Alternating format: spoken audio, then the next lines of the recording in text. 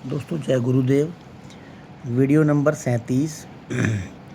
दोस्तों बहुत से मरीजों के द्वारा मुझसे बार बार एक सवाल ये पूछा जा रहा है कि सर फेसबुक पे, इंस्टा पे आजकल बहुत सी वीडियोस आ रही हैं कि थोड़े से प्रयास से, थोड़ी सी दवाई से और सोराइसिस जैसी गंभीर बीमारी को ठीक करने का कुछ लोग दावा करते उसमें दिखाई देते हैं।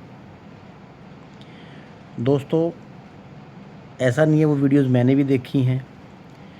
सबसे बड़ी बात, सबसे अहम बात, ये तकलीफ़ जिसे लोग वक्त बीमारी का नाम देते हैं और जो असल में एक विकार है, ये पैसे से ठीक होने वाली तकलीफ़ है ही नहीं।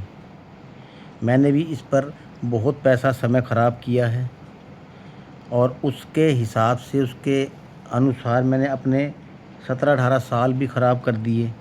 लेकिन दोस्तों ऐसा कहें, तकलीफ़ जाने का समय है तो आने का भी समय के है आने का समय है तो जाने का भी समय है।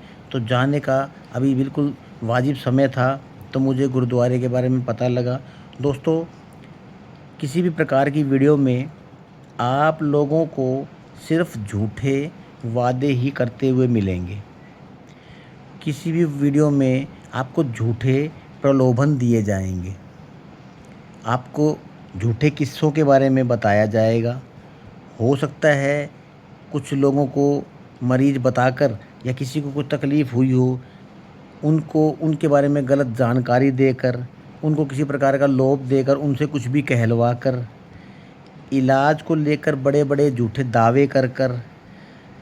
जैसे एक दावा जो मैंने पिछले दिनों में सुना था, उसमें ये बताया गया था कि हमने मरीजों की, जो सोराइसिस के मरीज़ हैं या स्किन डिजीज़ से किसी प्रकार से पीड़ित हैं, उनके शरीर पर जो तकलीफ़ होती है वो एक मरी हुई खाल के रूप में, एक ज़ख्म के रूप में होती है। तो उन लोगों के द्वारा, वीडियो द्वारा ये बताया गया था कि हमने कई मरीजों की और उस खाल के टुकड़ों को लेकर और हमने एक दवाई तैयार की है और उस दवा के सेवन से किसी भी प्रकार का सोराइसिस का मरीज़ ठीक हो सकता है।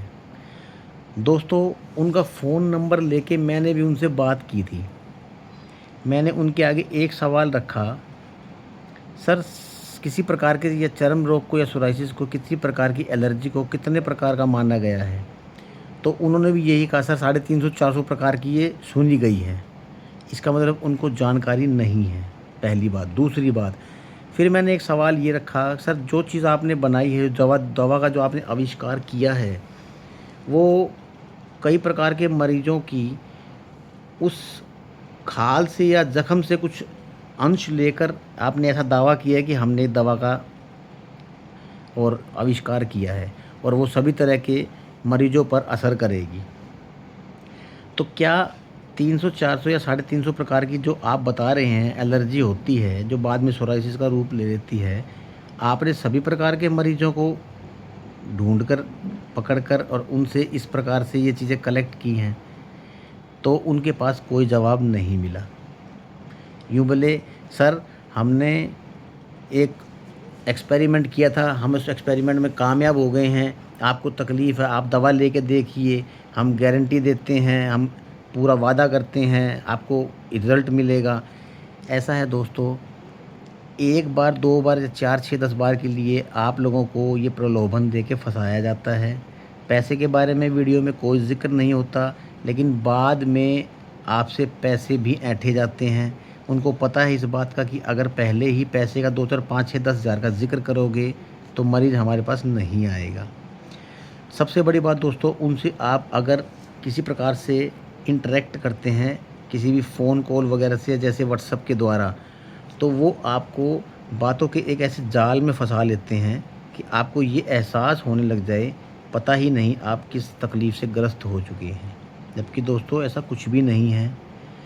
मैंने शुरुआती स्टेज से लेके और इसकी बड़ी से बड़ी स्टेज तक देखी हुई है। खुद मैंने एहसास भी किया है, तकलीफ़ को झेला है और उसको ठीक होते हुए भी देखा है। सिर्फ़ और सिर्फ दोस्तों भगवान के विश्वास के द्वारा, गुरु इच्छा के द्वारा, गुरुद्वारे से लाई गई दवाई के द्वारा और कुछ दिनचर्या में परिवर्तन कर कर अपने जीवन को मैंने बेहतर बनाने के प्रयासों को काफ़ी बढ़ता हुआ देखा है और उसमें कामयाबी भी मुझे मिली है।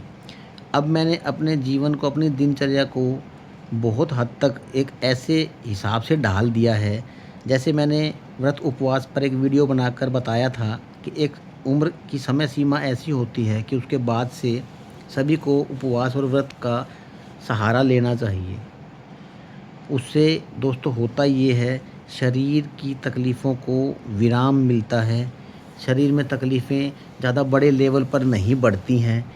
फिर जैसे-जैसे शरीर की डिमांड हो, मैंने अपने बारे में भी बताया था कि मैं उपवास को किस तरह से करता हूँ या उपवास को हमें कैसे करना चाहिए। लोगों में इसके बारे में बहुत गलत धारणाएँ हैं, तो आप वीडियो देखें, आपको उसके बारे में सही बातें, सटीक बातें पता लगेंगी। और सबसे बड़ी बात है दोस्तों, बड़े-बड़े ऋषि मुनियों, वैद्य हकीमों की इस्तेमाल की हुई चीज़ें या उनकी पद्धति को लेकर भी बड़े-बड़े झूठे दावे किए जाते हैं इन वीडियोज़ में कि हमने फलाना ऋषि, फलाना हकीम, फलाना बड़े वैद्य से इस प्रकार का कोई फ़ार्मूला लिया है, इस प्रकार की कोई दवाई इजाद की है। दोस्तों ऐसा कुछ भी नहीं है। और सबसे बड़ी बात, अंत में उनके द्वारा थोड़ी-सी आवाज़ में आपको भगवान पर विश्वास रखने के लिए भी कहा जाता है। आप उनसे मिलिए, उनसे बात कीजिए, व्हाट्सएप कॉल कीजिए या कॉलिंग कीजिए। वो आखिरी में आपको यही कहेंगे, सर हमारी दवाई लीजिए और आप भगवान पर विश्वास रखिए। दोस्तों अगर भगवान पर ही विश्वास रखना है तो गुरु घर में क्या कमी है? वो भी उसी के बारे में आपको कह रहे हैं, नाम नहीं ले रहे हैं, लेकिन कह तो उसी के बारे में रहे हैं। तो दोस्तों मैं तो यही कहूँगा, वीडियोज़ देखें, ज़्यादा से ज़्यादा शेयर करें, उन चीज़ों को अमल में लाएँ, अपने जीवन में, दिनचर्या में उतारें और अपने आप को स्वस्थ रखें। दोस्तों हमारा डिस्क्लेमर यही है, जिसको अच्छी लगे वो इस वीडियो पर अमल करे, जिसको अच्छी ना लगे वो इसको स्किप कर दे। जय गुरुदेव दोस्तों।